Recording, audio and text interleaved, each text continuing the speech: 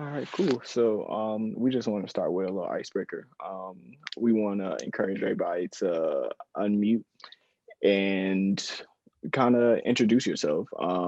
Name, where you're from, and what's your favorite season. I can start off first. My name is Jabari Brooks. Pronoun he, him, his.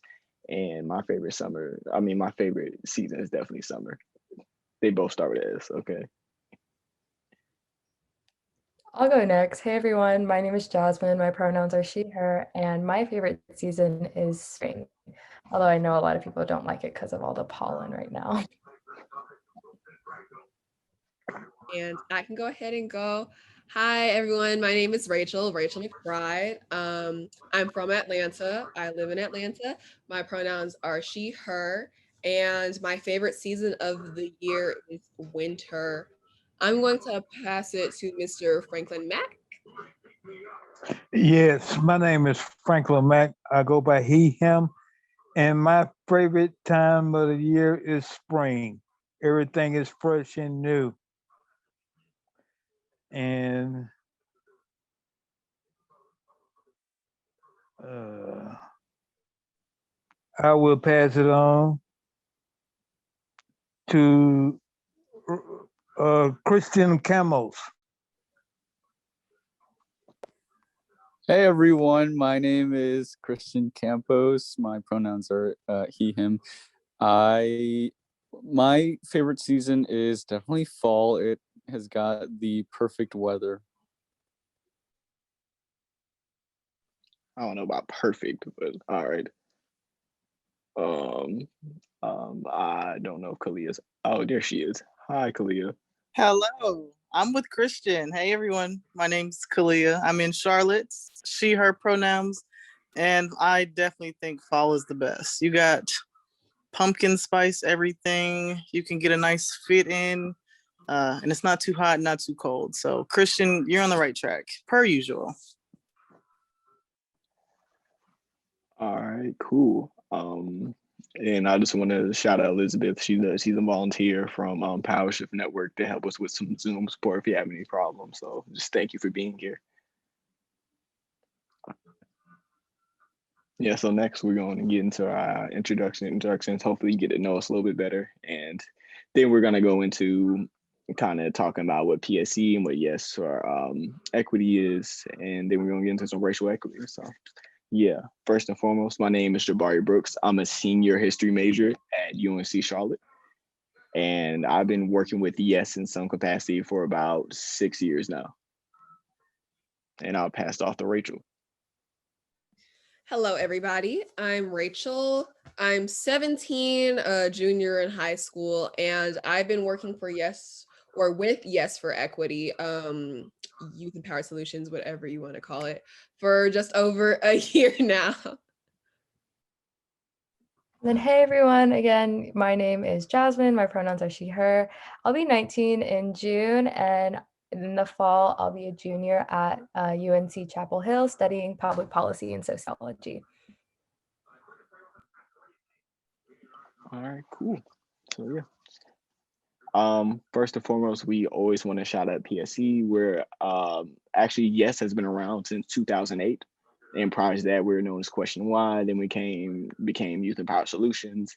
And recently we had to close our doors in the beginning of 2020. And now we rebirthed ourselves at the Partnership for Southern Equity as Yes for Equity. First and foremost, we like to definitely thank them for this opportunity. And we kind of fit into exactly what we're trying to do with being very explicit in racial equity and the intersection with youth power. And PSC is all about advancing policies and institutional actions that promote racial equity and shared prosperity all over Metro Atlanta and the American South as a whole. So they align right with us, and I'm happy we were able to align with them. So we can go to the next slide. So what Yes for Equity is it's a nonprofit organization that focuses on bringing youth into spaces that they historically have been pushed out of. For example, advocacy work, going to Capitol Hill, talking to your lawmakers. Even though before 18 you can't vote, it doesn't makes sense that you aren't in some capacity involved in the process. And when you turn 18, you're supposed to magically know who to vote for and kind of know what to do in these situations. So kind of our basis is in 2020, the census revealed that a majority of Americans under the age of 18 were people of color. And that's the intersection between youth power and racial equity that YES and PSC are trying to bridge. And yeah. So first and foremost, I want to go over our group agreements. Our first one is the Vegas rule. Y'all know the old saying, what happens in Vegas stays in Vegas. For here, what is said in here stays here, and what you learn from here leaves here. Next, we have make space, take space. If you feel like you're talking a little too much, it's okay to take a step back and make space for other people. And if you feel like you're not talking enough, it's okay to take that space also. Thirdly is intent does not negate impact. Just because you didn't mean it that way, if they take it that way, is your responsibility. Next, be the expert of your experience. Use I statements. I say, me personally, in a lot of spaces I've been in, I've had to feel like I have to talk for all Black people, and we don't want to make that that type of space. So just use I statements when you're talking about your experience. Next, we have challenge your beliefs, because we believe you can't really learn if you're not challenging your own beliefs. Next, we have respect is non-negotiable, of course. We're going to respect each other in our space and these opinions. And if you disagree with somebody, there's always a way to disagree respectfully. And last but not least, we have participate. We want to get as much out of this training as all of you do. So the more participation, the better. So we're going to all have a good time. So next we have racial equity, which Rachel McBride is going to spearhead. Racial equity is one of the core pieces of Yes for Equity, of course. And yeah, let's get into it. Yes, we're going to talk about the concept of race and racial equity, which is the backbone of all of our work. We're going to get into that right now, so you can go ahead and move on. So first, we want to talk about the history of race in America, especially as it is concerned with Black people, Black people's history of race in being in America. As far as the Atlantic slave trade goes, the transatlantic slave trade, we've been here for just over 400 years on this continent. And 61.5% of that time was spent in slavery. 25% of that time was spent in Jim Crow and segregation era. And we have spent less than 15% of our time in this country being quote unquote free. And this model it's really essential to understanding a lot of the other components that go into race relations today, because we haven't even spent as much time post-civil rights as they did in segregation in Jim Crow. And I'm not even one generation, I'm only one generation removed from segregation, because my father grew up in Jim Crow segregation era. And so during this graphic, and when we show this graphic, we like to ask everybody if they think of anything, what they feel when they see this graphic, what comes to mind. So I'm opening the floor to anybody who has anything to say about this, and if not, we can move on. And feel free to just unmute.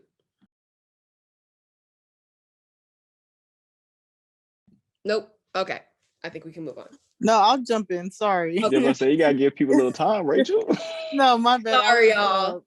No, you're good. I was just thinking about the fact that when we're talking about it, it's really hard to conceptualize just looking at this timeline.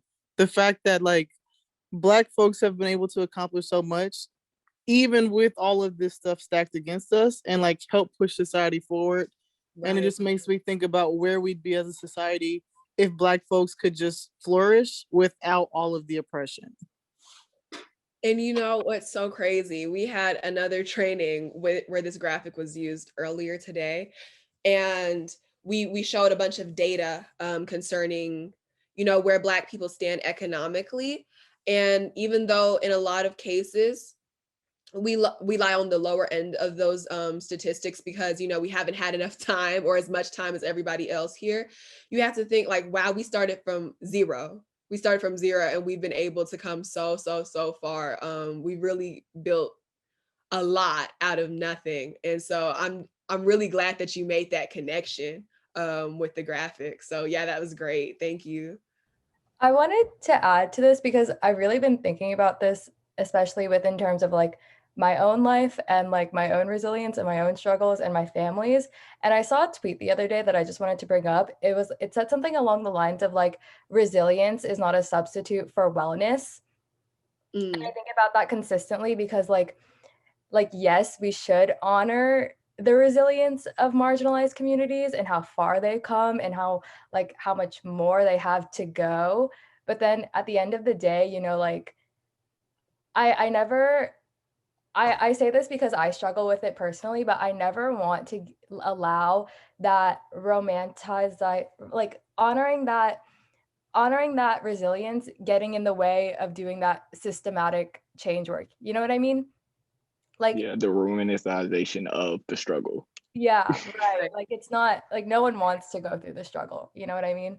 It is also part of the reason why there's always some kind of oppression Olympics happening, especially in like non-marginalized communities, because people see that like I guess a lot of marginalized and minority communities find ways to make such beautiful things out of the struggle. And they're just like, okay, well, I want to struggle now too, because everybody who struggles seems pretty cool. Right. Yeah. Also, I want to point out that we should probably edit this as post-civil rights in quotation marks. The racism didn't just magically disappear after 1965 or when I forgot what the bill was called.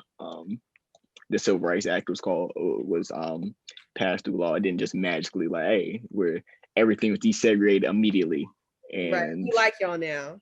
That's what I'm saying. I'm pretty sure even well into the 90s, there were several schools that were not desegregated. Like it's things like that kind of blow my mind that people will try to act like after 1964 or 65, everything just magically changed. Right.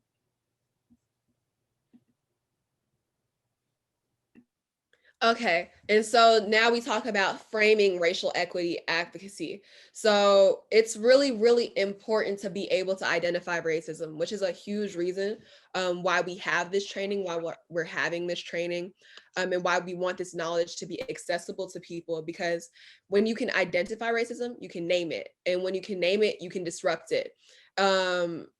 And when you can disrupt it, you can dismantle it. And that's a lot of the work that we do and a lot of the work that everybody does. It takes knowledge of your struggle to know how to fight it. And that goes for anything, not just oppression. It goes for mental illness. It goes for bodily ailments. Literally anything that you can think of. It's like the scientific method. I like to think of it. You have to follow that algorithm in order to be able to make any kind of change or come to any kind of conclusion. And when you can dismantle these systems of racism, you can transform systems of oppression. And so, yeah, these trainings are formatted around empowering people to be able to follow these steps and empower themselves and empower their communities and these systems. Also, if we could go back to the previous slide before that, I wanted to ask how Mr. Franklin Mack felt about the history of race in America, like the timeline.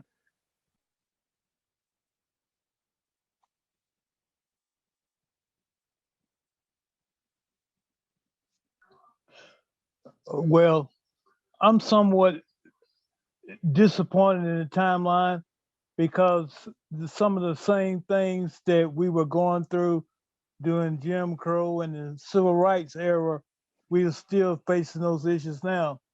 And I think some of the young people are disappointed with the civil rights movement because we didn't get enough done. Yes, we got a King holiday. Yes, we got a statue, but we still had police brutality. We still had major discrimination. We still had Black folks not being able to get jobs that their white counterparts did. So we got a whole lot of work to do. And for the young people today, I think that they got a pretty good handle on it. Everybody seems to be motivated. My advice is don't quit until we have systematic change and reform. Thank you. Also, I personally feel like y'all did a lot too. Yeah, I feel like We are y'all no did way quite a lot. disappointed. In no way disappointed. No way at all. I feel like the only part that y'all fell short on was kind of passing it on to the youth, so it could have been continued. There was kind of like a gap in between in some parts. Right. Yeah, I noticed that because whenever I look at older Black people, I instantly feel some kind of both like adoration and remorse. I'm like, I can't imagine what some of these people went through. Like you just see, especially like really old Black people. It's just, you're just like, wow, I know you've seen and lived through so much, And I've noticed with like a lot of Black parents, especially ones that grew up in these places where Jim Crow and segregation were so deep, they want to protect their children or want to give them hope or raise them in a way that they weren't able to be afforded. So they try to give their kids the best and try to shield their kids from this, hoping that it has gotten better because time has passed. And it keeps, I think, a lot of teens and kids from being radicalized enough to a point where they fight for change because their parents want to protect them so much. And kind of out of that comes the protecting of your child, such as perming your daughter's hair when she's 5, 6 years old, because you want to protect them. It's you like we know now, like it's inherently damaging and to not only your actual hair but also to your psyche and how you feel about yourself. But it was a defense mechanism to make sure my child is okay. And it was kind of weird because it's kind of different for me because my mom came here when she was 12 or 13, and she kind of didn't understand kind of like the generational things that have been going on. Like I think she said along the lines like the way she was speaking, sometimes you can try to tell she kind of felt like African Americans had kind of like a victim mindset type situation. And I had to kind of explain to her like it's like with all these things that happened, people aren't just going to be 100% okay. Like people don't go through all this and generationally just as soon as a new generation pops up, all the curses just suddenly disappear. So that's another thing I think about when I look at this timeline for people that are like on the outside looking in.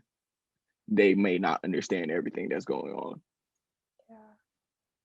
I think one thing I wanted to add, especially to what Mr. Franklin said, is like when he was saying, like young people today might be disappointed, like in like, like Jabari and Rachel chimed in afterwards and they were like, no, we're not disappointed at all. I think if anything, the only people we have to be disappointed at are white people.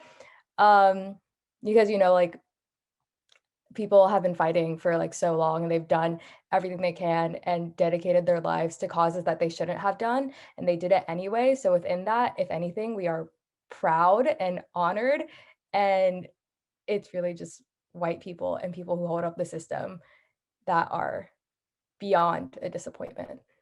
Yeah, and if anything, we're trying to get like y'all. That's the conversation that happens in our communities. We're trying to get like y'all. That militant nature and the togetherness of the civil rights era was something that I really don't think any future generation will be able to emulate. Yeah, there's a reason the civil rights era was dismantled the way it was. The lengths they went to because of the organization and such a strong foundation of it. So definitely thank you, Mr. Franklin.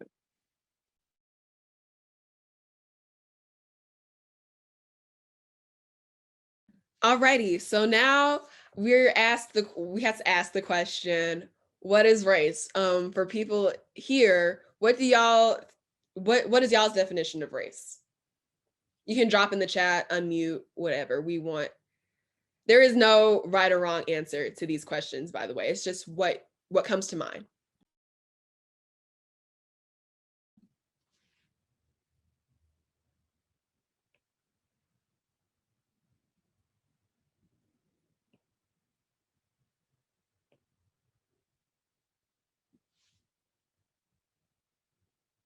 I'm trying to give time, like Jabari told me to. So if someone's gonna speak, please do it soon.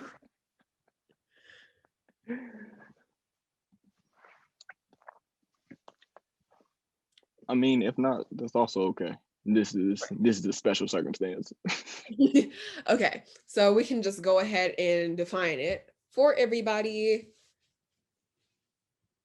Okay, race is, in simple terms, a social and political construct. It was created by Europeans during a period of worldwide colonial expansion, using themselves as a model for humanity for the purpose of assigning and maintaining white skin access to power and privilege. This is a general determination of race. Especially when you look back into our history, especially African history, you can see that the concepts of race came from the integration of Europeans into the African states, into Asian states. That's where color classification came from.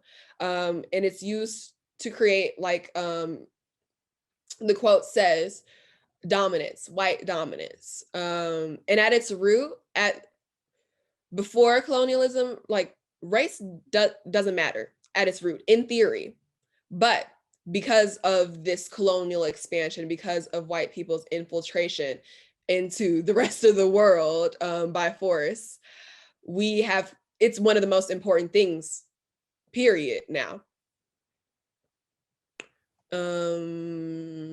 This made up thing became one of the most important things in the Right. foundation of what we talk about on a daily basis.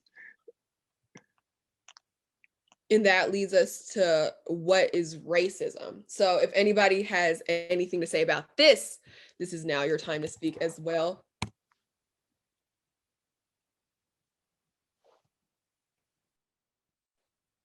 I'm trying not to say too much. It's Please do.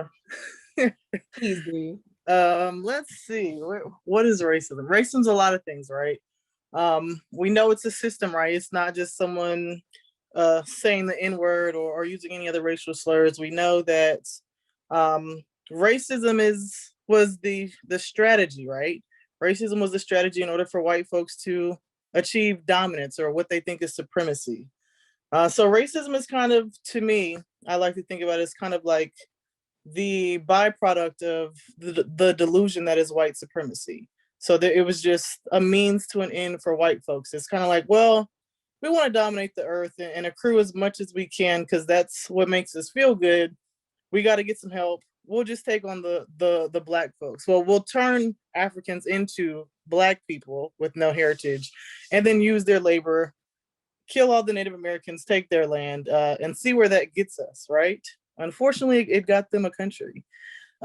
So I think racism is part of a larger issue that we have to address. And I think it's going to take the work that you all are doing and then some from a lot more people in order to properly combat it. It got them multiple countries. For sure. I'm gonna start using that. It got them a country. That's what it got them. Does anybody? Okay. We're gonna define it for y'all now. So racism is, we like to use an algorithm or a formula to describe what racism is at a very basic level. Racial prejudice, racial discrimination, and the social and institutional power combined create a system of advantage and oppression based on race. So a lot of times we have conversations about what racism is, and a lot of people's definition only encompasses one of these three things. But the truth is, in order for the system to work, all three of these have to be at play. And we hear a lot of has anybody here heard, Jabari mentioned this before, but has anybody here heard the saying or the phrase that quote unquote Black people can't be racist? I have my thoughts on that. And what are your thoughts on that? So my thoughts come out of the work of Dr. Ibram Kendi. Mm-hmm. And so I think, first of all, when people hear the phrase Black people can't be racist, we automatically think that we're referring to Black people mistreating white people or mistreating people of other races. I happen to think that only people of color can experience racism. So when I hear the notion that Black people can't be racist, I say that's not true, but it's not about white people. I think Black people can harbor racist ideas about Black people. Like, I think our internalized racism is equally as problematic as white people's internalized racial superiority. So do I think Black people can be racist in the way that mainstream media talks about racism? No. Do I think Black people harbor anti-Black racist ideas? Absolutely.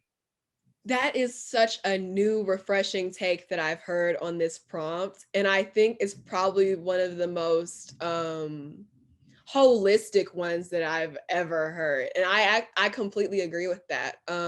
It's always the notion of, you know, Black people can be racist against white people in the same way white people can be racist against Black people, when it really ain't even about that.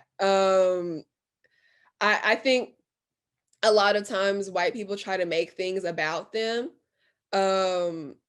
And sure, they created this whole concept, this whole construct, but the implications that it has in a lot of cases have nothing to do with them or their communities. And they try to jut in. Yeah. And like, is it Kalia or Kalea? Kalia. Kalia. Like Kalia said, goodness gracious, I just had a brain fart. She talked about internalized racism, and we're actually going to get into that when we talk about the 4 types of racism. So Jasmine, you can move on. So we talk about what is structural racism, as in how does racism exist in our everyday structures. You can move on to the next slide. So there are 4 core types of structural racism, being personal racism, cultural racism, institutional racism, and internalized racism. So personal racism is bias, prejudice, values, beliefs within and between individuals. For example, I'm going to use the one that we usually use in our presentations. There's a video of a man in an airport yelling at a Hispanic couple for a Hispanic man and his mother for speaking in their native tongue. He told them, "This is America. We speak English here. Go back to where you came from." And he went on an entire tirade. That's his personal racism. He has bias against Hispanic people. He has prejudice against Hispanic people, and he believes that Hispanic people don't have the right to speak their native tongue on American soil. And then we have cultural racism, which is basically just the notion that white or whiteness is the norm in society, and it devalues people of color and it otherizes us. A huge part of cultural racism is algorithms in technology. When you search on Google, beautiful women, for example, you get a bunch of pictures of random white women. You might get a couple of pictures of Black supermodels or something, but when you look up beautiful women, you get white women. You look up braids, you get Kim Kardashian in imitation braids, and Kylie Jenner and whoever in the world. And a lot of times, especially for Black women, if we're trying to look up a hairstyle that's native to our culture in the first place, we have to put Black woman behind that search term. You could look up something like locks and white women will come up. And these algorithms exist in like modern day technology, like even TikTok, for example, right? TikTok's algorithm is extremely racist.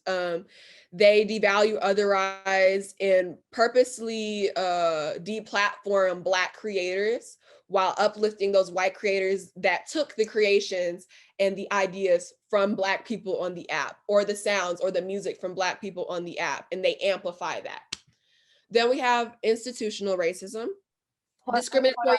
Hold on, Rachel. I actually had a question, and I was wondering your guys' thoughts. It's a special scenario, so we can just bring things up, you know. But you know how between marginalized communities, like there's anti-Blackness within like the Asian community and Hispanic community, or there's like anti-Asian sentiments like from whoever, you know, like those aren't, like those things exist. And we say that like especially like Black people can't be racist, which is true. And Kalia brought up earlier how, you know, like marginalized communities harbor and have like those internalized racist ideologies of either themselves or other marginalized communities. Mhm. How do we name that and classify that? Because I think at the end of the day, you know, like dismantling racism also includes dismantling those internalized ideologies within ourselves, and how white supremacy has pitted different minority communities against each other. So where does that land when we talk about racism? Because like, you know, am I making sense? Yeah. I'm just wondering what your guys' thoughts are on this.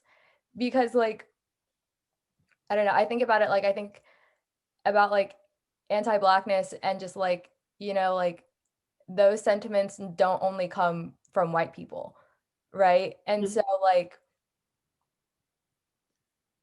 Yeah, how for me, I think it's understood that within minority communities that we are all in some ways victims of white supremacy, right? So I right, think we see these biases against each other as more of a byproduct of racism or white supremacy, instead of it at its core. It's more like a branch on the tree. right. I guess also too, I think oftentimes marginalized communities who are you know, buying into those racist ideologies of other minority groups, it's consistent that whiteness is the norm, right? Like it's never like, oh, like my Hispanic or my Asian or like my Black culture is like better than yours, or like it's not the same like supremacist ideology. It's like still buying into that whiteness. Mm-hmm. So I don't know. That's just one thing I've been like thinking about as we go, but you can go ahead and move on. I have a thought, but I will wait to hear from others. Oh no, go ahead and share, please. I think we're done. Yeah, great. Jasmine, I've actually wondered this same question. I actually like how you worded it. Like I've struggled to even articulate like what is that? Dr. Kendi calls it he just calls it all racism, right? He makes it very simple, which I kind of don't agree with.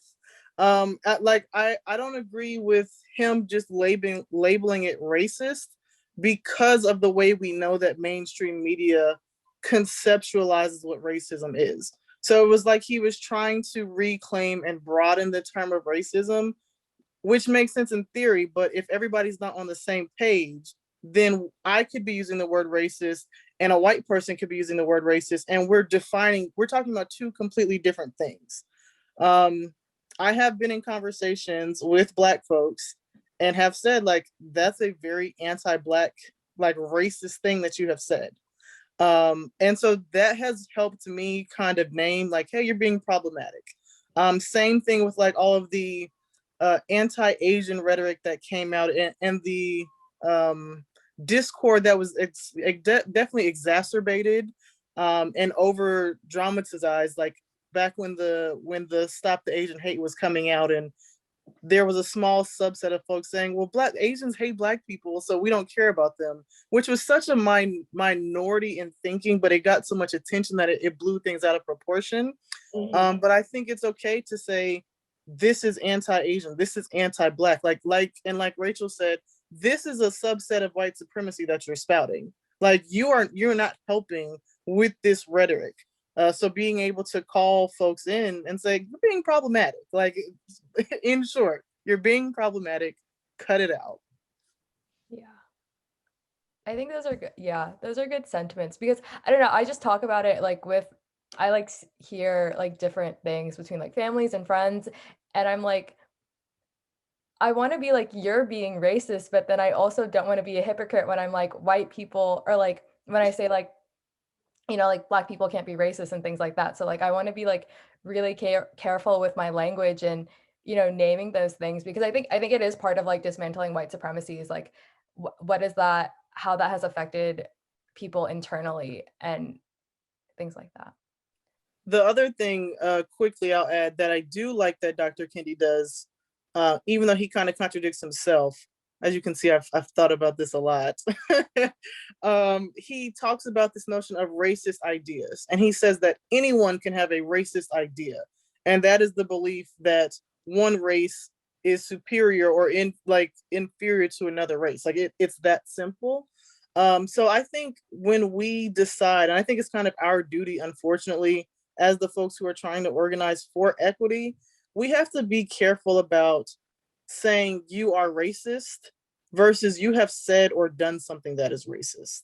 I think when we take it off of the person's overall character and attach it to maybe it's a statement that's shared, or maybe it's an action that's done, or something you didn't say something when someone else was being harmed, but being able to say you've done a racist thing, I think makes it a lot easier to quantify and point to racist instances. Because what happens when we say you're being racist is folks go back in their bag and say, well, look, back here, I support a Black Lives Matter protest, so obviously I can't be racist.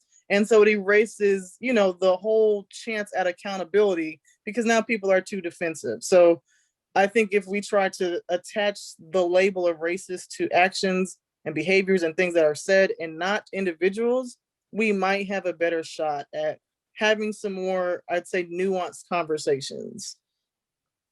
That's a good answer. I really like that. I agree. Yes. And also, if Franklin, Mac, or Denise ever wants to unmute, just feel free. We don't want to push anybody outside the conversation. I've been typing in the chat, then deleting it because you guys are saying exactly what I'm about to say. Feel free to unmute. We're just having a conversation, really. Yeah.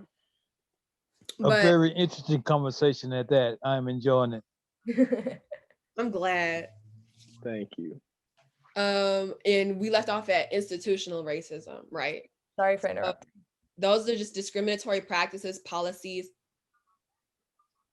inequitable opportunities based on race within and between institutions. And an instance that I like to think of, the obvious one is the prison system. We all know the prison system is just new slavery. But another thing I like to think about is how Black people have inherently higher insurance rates across the board. We're charged more for life insurance, and our life insurance is extremely expensive because white people expect us to die earlier. And so they wanted us to be able to give them as much money as we can before we quote unquote die.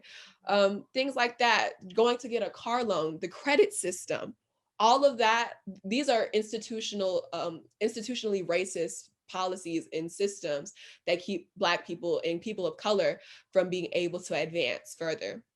And then we have internalized racism, which Kalia brought up, negative ideas about his or her own culture held by an oppressed race group. These are sets of attitudes, behaviors, social structures, and ideologies that undergird the supremacy dominating group's power.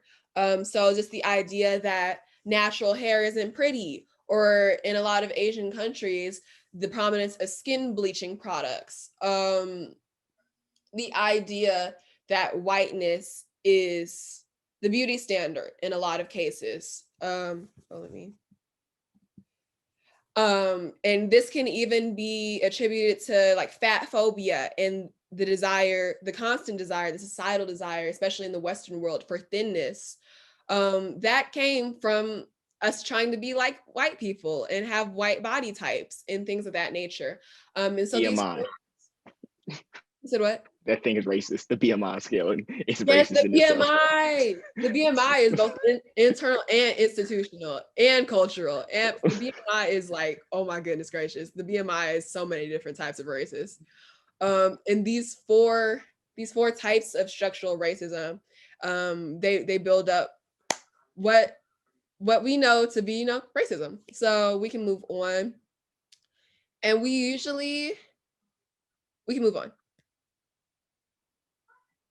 We usually have a game that we like to play, but the session is pretty small, so we'll just tell y'all about it. It's called Race Card Invoked. And what we do is we give a situation where racism is clearly happening, and then we ask for people to tell us what kind of racism it is. And there are a bunch of funny little situations, and I mean funny in the most ironic possible.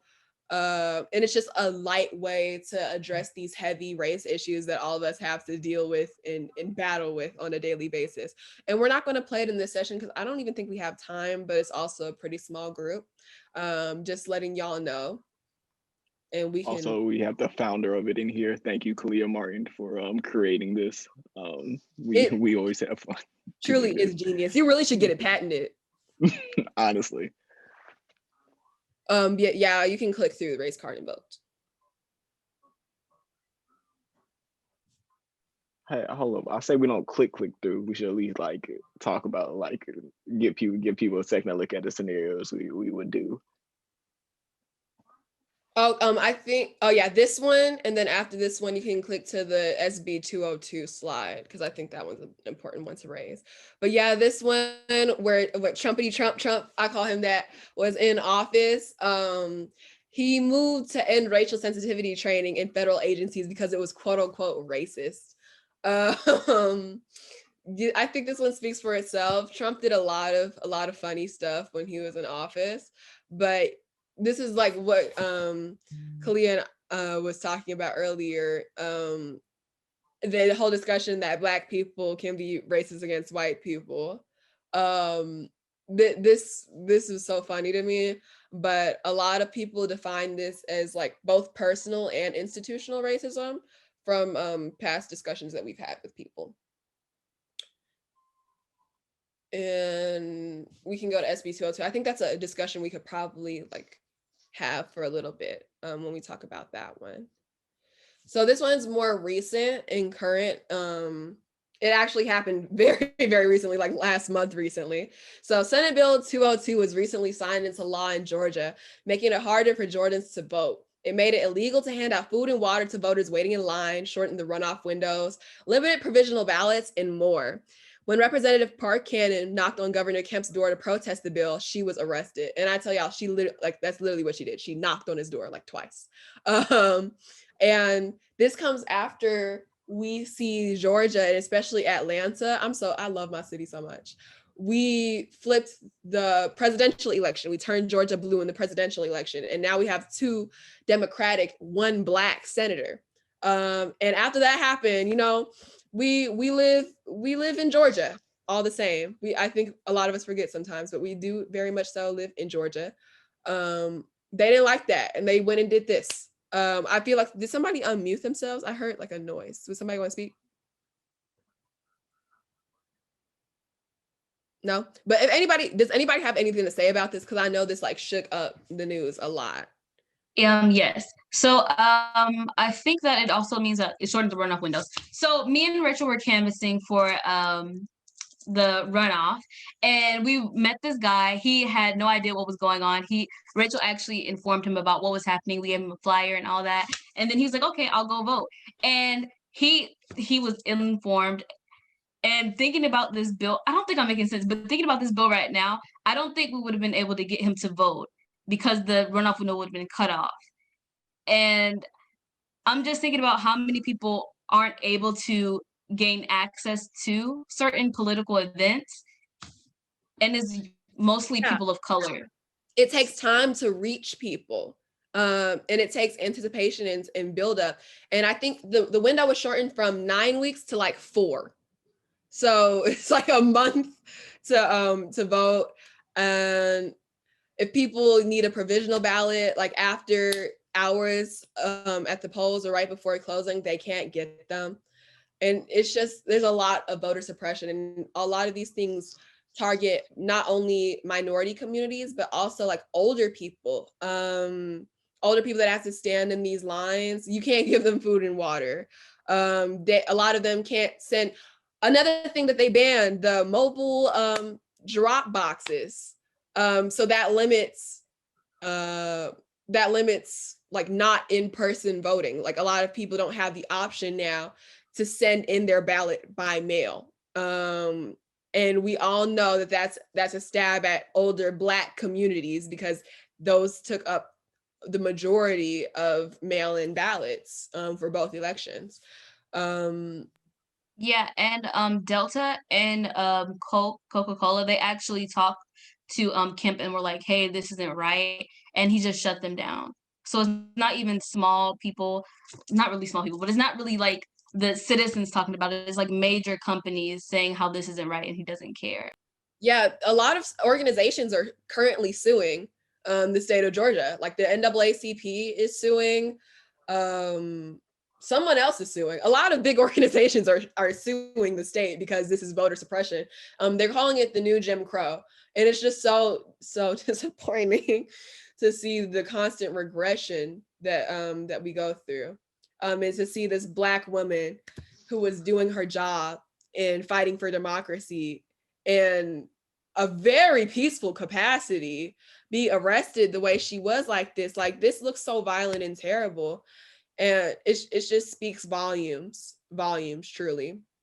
And I thought it was important to raise up, even though we're not playing the game. Is there anything else in here that you think is important to raise up, Jabari? Yeah, I feel like in our last session that we did earlier today, we spoke about how they create the rules, and when we find a way to operate in a high capacity in those rules, they change the rules again.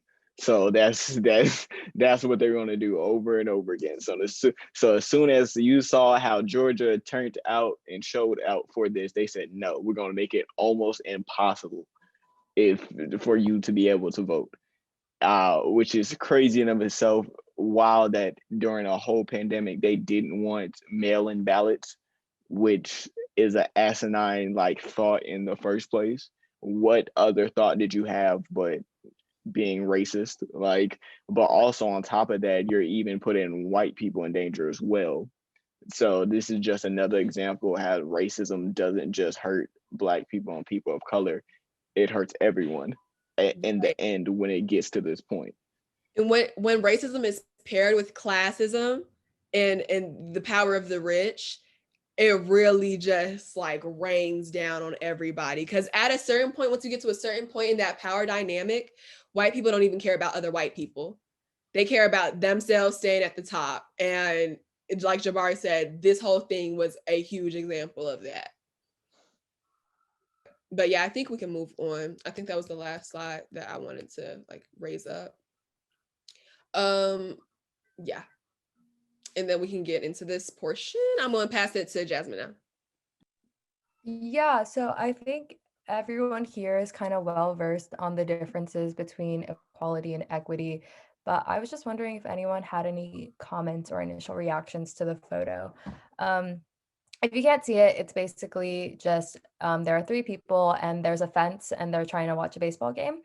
But what's happening is that on the ground they're standing on, there are different levels. Some are higher and some are lower. And they're not all able, because they're on different parts of the ground, they're not all able to see above the fence. But then in the equity picture, everyone is given a stool of some sort to accommodate for what kind of land they're standing on, so they could see over the fence in order to watch the game. But does anyone have any initial thoughts on the picture? Or I have a thought, but I want to wait until people say anything.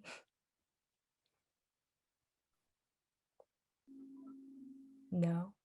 Okay. Well, the one thing I wanted to share that I really like about this graphic that I think a lot of uneducated and ignorant people think of when they think of equity is that if you look at all of the people, they are the same like height.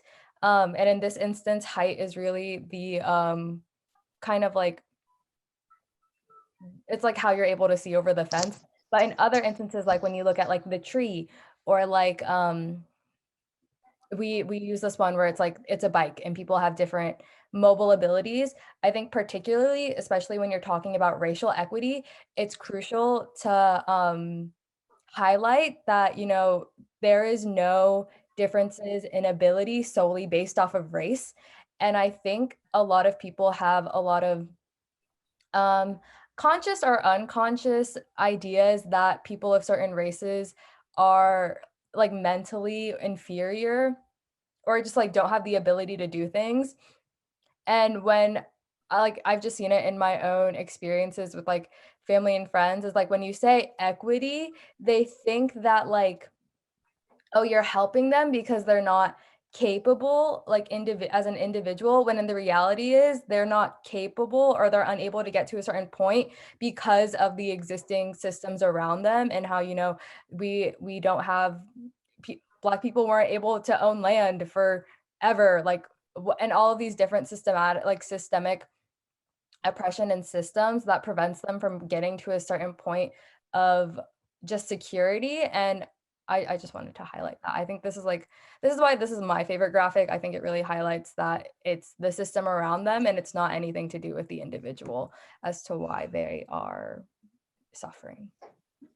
I never thought about kind of the heights before.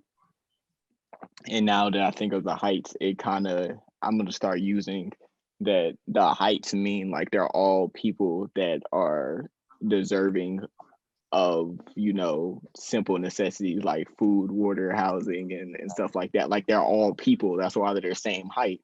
But what people don't see, say if they're looking on the other side of the fence, they will perceive some people as taller or bigger than others. To be like, oh, they're inherently taller or bigger than them, when in reality they're standing on different leveled ground and have different boxes. When and that's how I feel like a lot of people, well, going back to kind of my mom, on the outside looking in, may see things because they're looking from the other side of the fence, might be like, oh, that person is inherently bad because they're on, but you don't see the other side of it, where the person at the bottom might be 400 years of slavery, 30 years of Jim Crow, and like you don't see that part.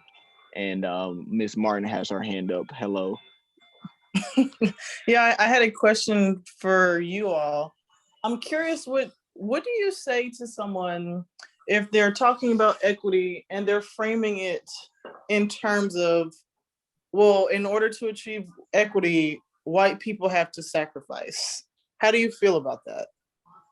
White people have to sacrifice. Yeah, like they have to, in order to get equity, white people have to give up things, be it money, wealth, like privilege, whatever. I think go ahead. there is, I think of like Jeff Bezos coming to mind, and, you know, like taxing him and using that tax money to fund like wellness and like Social Security, Medicare for all, like whatever. I think when white people say that, they are being inherently, what's the word, entitled. Like you didn't necessarily, like you have that, but why do you have that, right? And like, what are you giving up and how did you get it in the first place? But I think that really more so applies to people who are like billionaires who are giving things up, because when you look at it on like America's like middle class, you're not really gonna give anything. Like do you have an example of what people think? Because like what my main thing is like money, or I guess like with affirmative action, people are like with equity, you know, like white people have to give up their slots, or like when I think about this, like you're not sacrificing anything. You'll probably still have the same quality of living. You're probably going to make basically the same amount of money. It's just the fact now that because the money is out there, it's just things to be allocated in different places. You'll probably be treated the same as police. You're not going to be, you're going to be treated the same in most places. It's just that everyone's going to be treated the same in those spaces, not just you. So you might feel the sacrifice. Only thing you're sacrificing is your feeling of entitlement and supremacy. That's the only thing that you're giving up. Right, and they don't like want nothing else is not really going willing to to do change. that. they no longer Exactly. feel special. Exactly. Right. But you're special as a person just because you're you, not because you're white. That's what we need to kind of move toward. Like Yeah, everyone can be their own individual.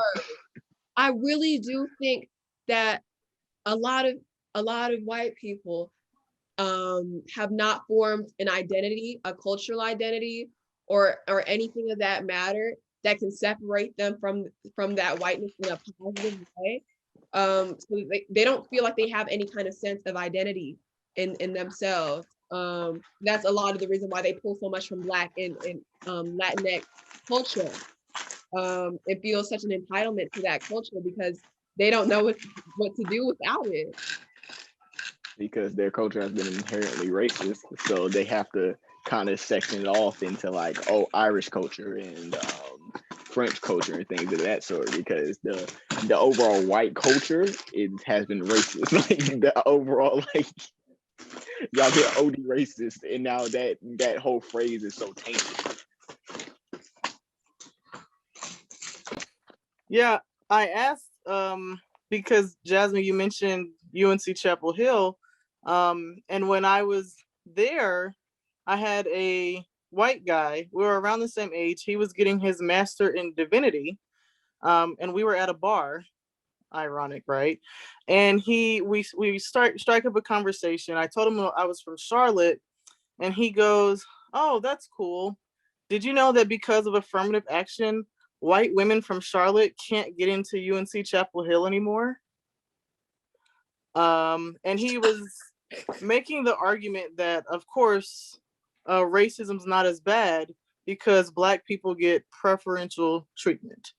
So that that was not that long ago, a few years ago, and there was an issue. I guess it was last year, right? With a medical journal. I don't remember which one, so I don't want to lie on somebody's medical journal. But they published an article by an Asian doctor who wrote a 19-page paper, and he was talking about admission rates into medical schools. And at the very end of his paper, like he wrote a lot of words, right? But the premise of his paper was saying that affirmative action should be gotten rid of. It's unconstitutional, and affirmative action is most negatively impacting Asian students who cannot get in because inferior Black students are being allowed in. And this journal published the paper, but then when they started getting pushback, said, "Oh, we don't know how that one slipped by." Um, and I remember in 2017, a podcast called Reveal had done a story, and there's an entire push of the white folks who were part of the Ann Fisher case at UT Austin. The same lawyers and lobbyists and folks behind that case admitted on like the podcast interview that after they lost using a white woman, they decided to use Asian students to see if they'd have a better chance since it was minority on minority. So I was just, wanting to raise that because I know it is something that, white folks are still pushing, and now they're pitting, other marginalized groups against each other, which is what we talked about earlier. So I was curious, if you have to deal with that, like what your thoughts are. But thank you for sharing. Yeah. And if they big up affirmative action, literally all you have to say, you can Google this, you can look this up. The biggest benefactor of affirmative action is white women. Like that is the biggest benefactor. So stop talking to me. Like that would be the end of the conversation. Stop talking to me. Welfare, food Exactly. stamps, government assistance. It's all made to benefit white people under the guise of it being for us. They market it to us to try to make it seem like, oh, Black people so needy, minority people so needy. But the systems are made for them in the first place.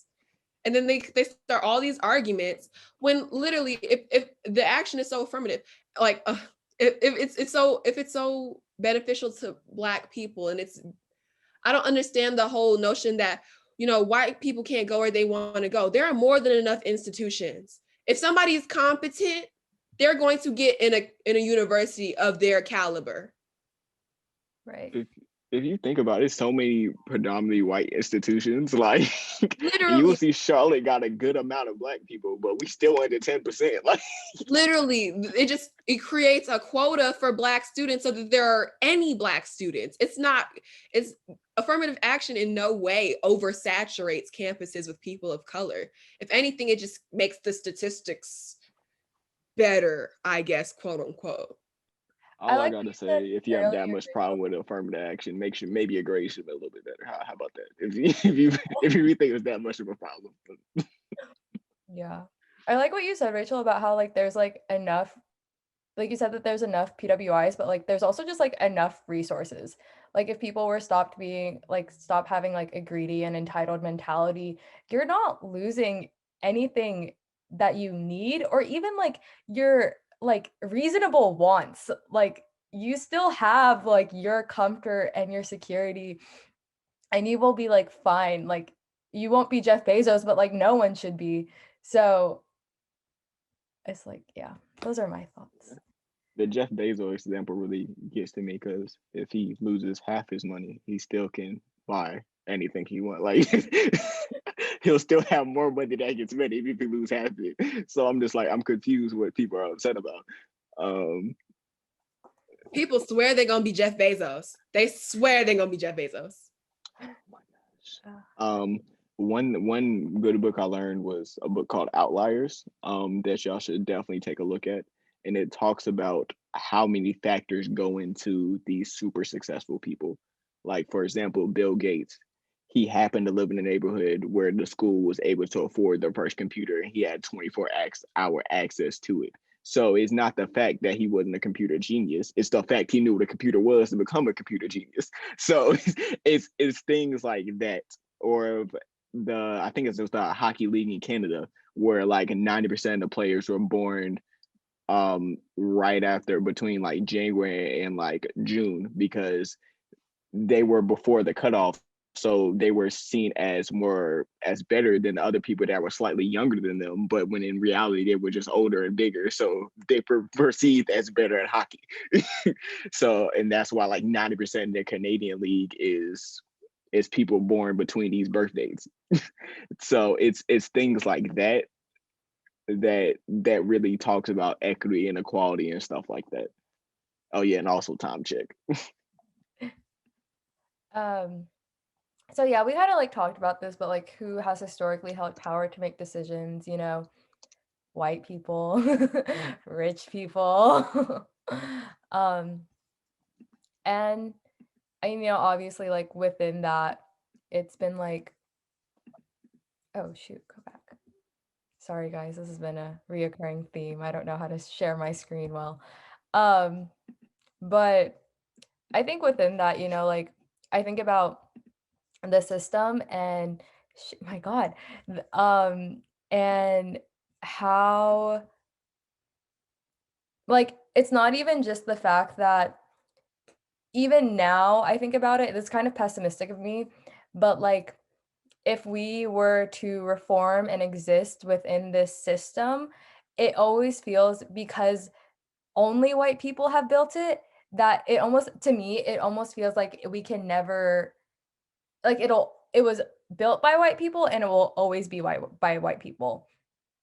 So for me, like when you talk about like reform or things of that nature, it's difficult to conceptualize for me, because it's like I think of like people saying like Kamala Harris is now in like the White House and she's making a bunch of decisions now, right?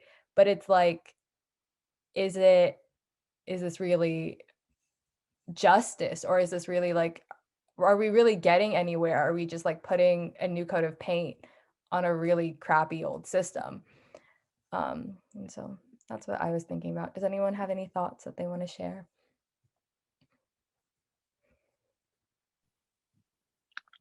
I definitely want to hear what Mr. Franklin Max thoughts were on that. If we're just putting a new coat of paint on our old system, if we can really like exist in this system, since it wasn't built for people that basically look like us.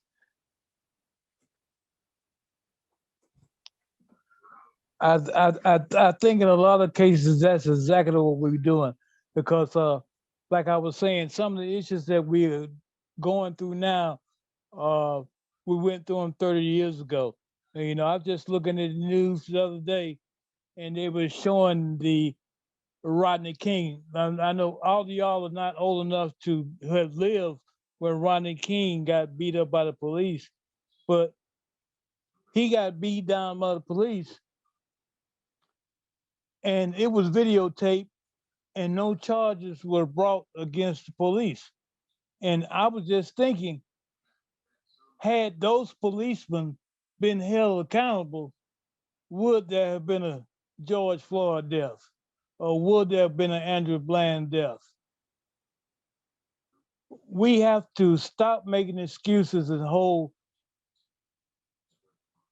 the people responsible accountable by any means. Well, not by any means necessary, because when you say any means necessary, you can include violence, and that's not what we want to do. But what I'm saying, we just don't want to give up. We got to make sure everybody is held accountable, no matter what. No matter if they got money, no matter if you don't like the police, no matter if you scare the police, we have to hold people accountable for their actions. Yes, thank you. So we're kind of going to move into this part of just like, what is power? Like, we talk about it, and I want to talk about this in two different ways. One being, what is power and how has it been used for oppression? And then what is power and how you can use that for your own liberation? So within the first part, obviously, is like, I think of communication, being able to tell people what the problem is, who is responsible, and what should be done about it. I think that's a really good example of how power can be used in a liberating and an organizing context. I think about Angela Davis, who's one of the best speakers I've ever seen.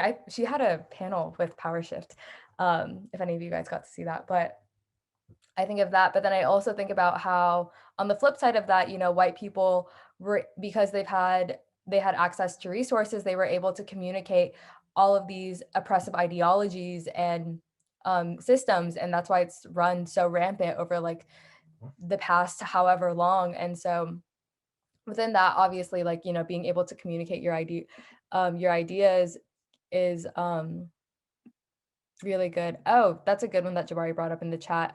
For example, Trump lost his communication piece and people forgot he existed, which is true. Now that he's out here, he really did lose a lot of his momentum and power, like after he left office. The second one is control. FYCO says like our ability to control the conditions that affect our communities and societies.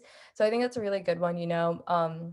When we talk about conditions, we think of laws, we think of, or even just basic environment. Like, you think of like the water fountains at our school, you think about zoning rules and where people get to live and all of that. And the control in that is, like being able to make it more equitable or make it more oppressive. Next one's capacity, like the biggest one, being able to have access to resources, to direct, to influence the behavior of others and oneself and or the course of events. The world revolves around money, sadly, in this capitalistic system. And so, within that, you need to be able to have access to resources. So. Did anyone have any questions or wanted to comment on these past three things about what is power? No? Okay. So who has power is a good question. And this, you guys don't have to answer in the chat. You can just unmute and say anything. Denise, I don't know if you wanted to say anything about who has power. So historically and even now, it's just rich white people. And now it's rich white people that are straight. Yeah, they have all the power. And usually when we do like this, when I usually attend these PowerPoints and these trainings, we usually have like a question, and it's like, what is power, that we just went through. And I always say that it's fear.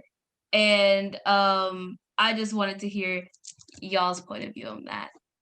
Yeah, I think especially when you're thinking about the power that white people have had, they've always monopolized that power and like manifested that power through fear, because they had access to make the decisions because they had the capacity, the communication, the control over everything. And they didn't do, they were greedy and they were entitled and whatever.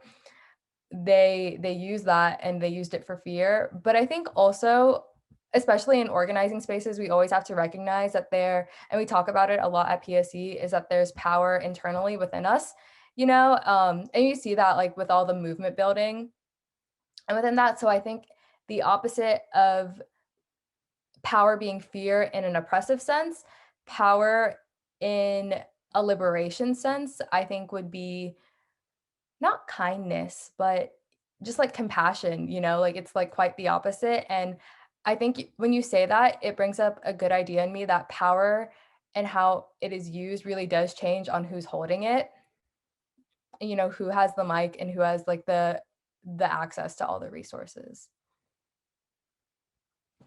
So like like if there was like a timeline or like a balance or a scale, all of the bad things would be the fear, and then the good things would be like children having the power, or younger people, or people that are trying to get into power or into those. I can't even explain it, but I think I've made sense. I hope I did. Yeah. I think, oh shoot, sorry, that was my armrest on my chair. But yeah, I think that's a good example. But yeah, does anyone else have anything else they wanted to share on who has power? I also want to say power isn't inherently a bad thing, because I feel like we've kind of our conjugation of it is always like power is bad. Like power is bad in the wrong hands and people that like aren't using it correctly. Um, so the way that we have historically seen power, seen colonization and pillaging and things of that sort, and constant oppression of people, how we've seen power usually, because we've seen people corrupted by this power and doing very corrupt things. Mhm. And it's kind of a sense I kind of struggle with my thinking sometimes, like, how do people use power correctly? Because good and bad, those terms are always very relative to what's going on. So that was just my thoughts on it. Yeah, I think, like, yeah, Jabari's right. Like, even when we're young, we see like, you see like the all powerful like evil villain or whatever in the movies.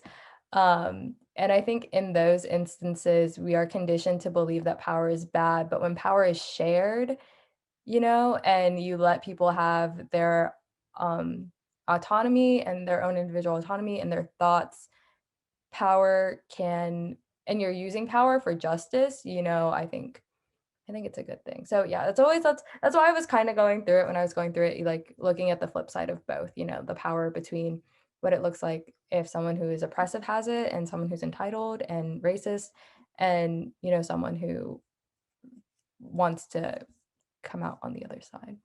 But we'll move on. And the next one is the ladder of youth participation.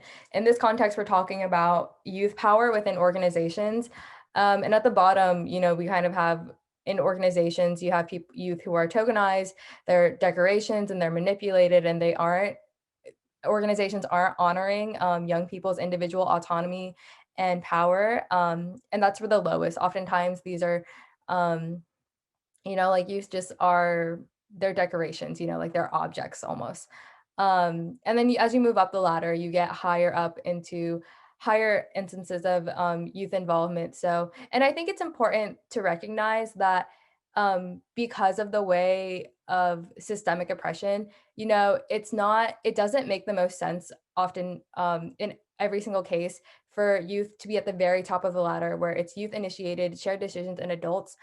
I think, you can, moving up between the ladder between where a youth is on their point, assigned but informed, if they don't have this critical awareness component, then they have to refine that for a moment in a youth-centered space to do that. Adult initiated shared decisions with youth, I think we do have to recognize, a lot of adults do hold a lot of wisdom within that. And so in there, it can be shared decisions with adults, or even in youth-led spaces, it could be like youth who are, I guess, more seasoned, have a lot more wisdom, sharing decisions with other youth who are yet to refine and recognize that individual autonomy.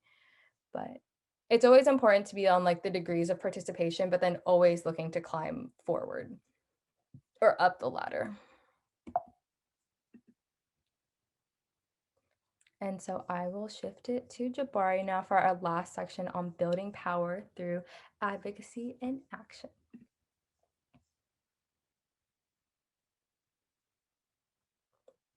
Jabari, you're on mute.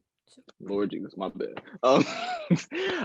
This session is only supposed to go till 7, so we're gonna go through our youth empowerment model through pretty quickly, and then we're gonna show kind of what we've used to advocate before. And yeah, so we're gonna start with the youth empowerment model. Well, youth power model now. We don't use to like the word empowerment anymore because youth have their own power inherently. So yeah, so this is our youth power model. We've been using it since 2008 when yes was first indoctrinated. It's 3 parts to it: critical awareness, skill development, and opportunities. And you will hear some overlap when I talk about these things, and it's in the shape of a boomerang because all these parts they need each other. They lean on each other. So first we have critical awareness is kind of knowing what's going on. When you're able to name what's going on, it's so much easier. And that's why critical awareness is my favorite, because I've seen racist things and over policing in my neighborhood and all these other things, but I didn't know what it was called. So once I got that critical awareness off, it was kind of freeing. So I'm like, okay, I can name what's going on and able to say what's going on. And that's what we see in the communities a lot. They know what's going on. They just don't know how to name it. So next we have skill development, and that's basically just presentation skills and writing skills. And babe, it's one thing to know what's going on, but you have to also have the skills to convey what you're talking about. And last but not least, opportunity. So you can have all the awareness in the world and be the best public speaker in the world, but if you don't have an opportunity to ever speak to the public, it's just a waste. So, or if you have the opportunities and you have the skills, but you don't know what you're talking about, you're not going to help anyone. So it's things like that, and that's why these 3 parts in the model is what we use. So next we're going to talk about shifting from service to advocacy. So first, we want to kind of explain what we believe that service is. So we can go ahead and go to the next slide.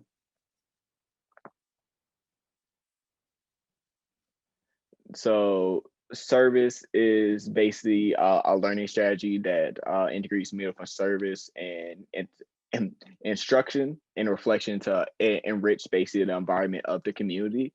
And advocacy is identify an issue, organize around it, build support, and kind of making a more holistic change of it. So there is nothing wrong with service, but we shift more to the advocacy section for more long-term change. For example, we, especially in Charlotte, we have a really bad homeless population. But say, for example, we build 10 people, homeless people homes, which is a great service, which is needed as now, but it's just a band-aid. That doesn't solve homelessness for anyone. It doesn't solve homelessness as a whole. It only solves homelessness for maybe those 10 people. So it doesn't tackle the policies in place that's keeping people from getting jobs, say they're a convicted felon and things of that sort, reintegration into society. So what we want to do is advocate to make sure that everyone has a place to live and food and water and other rights that they should have. And next, we just want to give some examples of service and advocacy. So, for example, food drives, volunteering, donating clothes and toys, tutoring children, beautification projects. So things like this are great service to the communities and are great, honestly. And an example of advocacy is election canvassing and mobilization, because we do know that someone being elected in office can have very long-term effects. I feel like we were brought back several years when Trump was elected, for example. So who elected matters. So that's a really good example of advocacy. And Rachel put this one in, demanding Georgia legislators to reinstate dual enrollment and other policies. In her school, they have a problem with dual enrollment where they limited how many places, how many classes people could take because too many students were actually graduating with an associate's degree already. So that's putting back a lot of people that, for example, may not be able to afford 4 years of college. Them already having 2 years under their belt will help them greatly and basically change a lot of people's future. But them taking away a lot of those policies really ended up hurting a lot of people. So next, we want to show you a video to kind of end it off of how we advocated and how we saw a problem at Yes for Equity. We had our launch last week, which we think went really, really well. And we're going to show you the video that we all compiled together. Rachel edited it, Jasmine created the storyboard for it. I just had my pretty face in it. That was mostly what I did. And we want to leave y'all with this video and kind of show what we've done to kind of advocate so far and what we hope to do in the future. This is going to get worse before it gets better. This is a pandemic. School is closed. Help from Washington is on the way. Increase in the minimum wage, which hasn't been increased in Crisis of racism in our systems of law enforcement. For the first time in the weather Trans lives matter. winter storm warning. The United States of America. Nothing about the moment is new. However, the moment is on fire like we've never seen before. And like always, youth are at the forefront of this fight.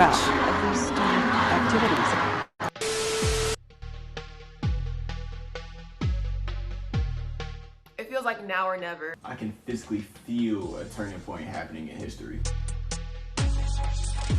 What decisions aren't they making that aren't affecting the lives of young people? Dual enrollment, law enforcement, minimum wage, college education. Even though we're 30% of the population, at least in the United States, we are never part of the big important conversation. Young people are both incredibly powerful and incredibly creative. Young people are sitting in the climax of an era where we are the only ones who totally understand where the world stands right now and the only ones with a true passion to fix it. And that perspective is crucial to making any sort of progress. Well, first and foremost, I want to dismantle any sort of oppressive system running throughout society. I don't think we can build any sort of future until all of those are unlearned, dismantled, and gone. I want to create a future that's devoid of unneeded suffering. I want a future where equity is non-negotiable. It's undeniable that people now are paying attention to systemic issues in ways unmatched before with social media and the news covering. And I think facing this moment head on means acknowledging those and not letting any of that attention and momentum go to waste. It means to take a holistic view of everything that's going on in order to fix the moment.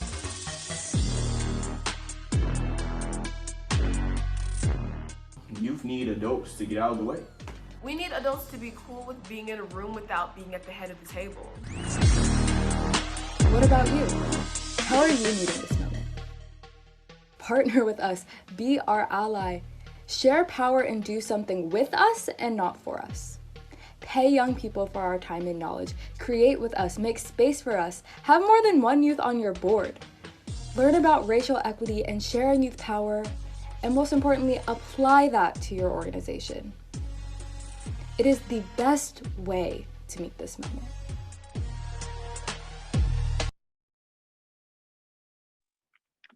Yeah, so, well, we kind of just made that video to kind of just highlight what Yes for Equity does.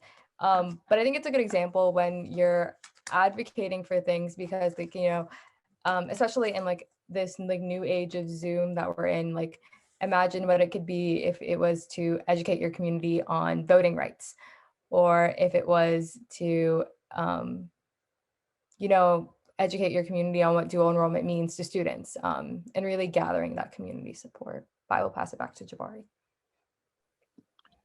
So yeah, thank you, Kalia. Definitely thank Jasmine and Rachel for that one.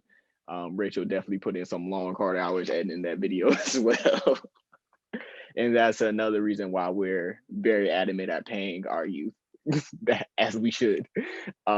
Because one thing that we see very often is that I feel like I've been doing the same work that adults been doing since I've been about 15, 16, but they would, in some organizations, they would think when I turn 18, I magically should start getting paid for it when I should have been getting paid for it before.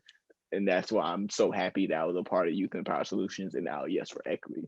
So last but not least, I just want to thank everybody for being here. Thank you for coming. This is going to get worse. Participating and just being here with us and kind of sharing this moment with us. If anyone has any questions, of course, we're going to hang out for a little bit, comments, and if you just want to hang out. And also, we'll put our emails in the chat if you want to follow up.